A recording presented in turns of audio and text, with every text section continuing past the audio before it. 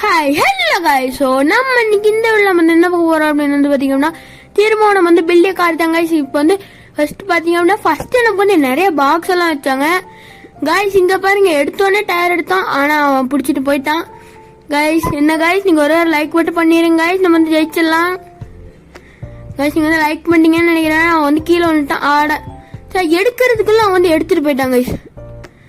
இப்போ பாருங்க நமக்கு வந்து 2 டயருமே இதா கிடைச்சிச்சு गाइस. இனிமேட்டு என்ன गाइस அடுத்து அங்க பாருங்க गाइस நைட்ரோலாம் கிடைச்சிச்சு.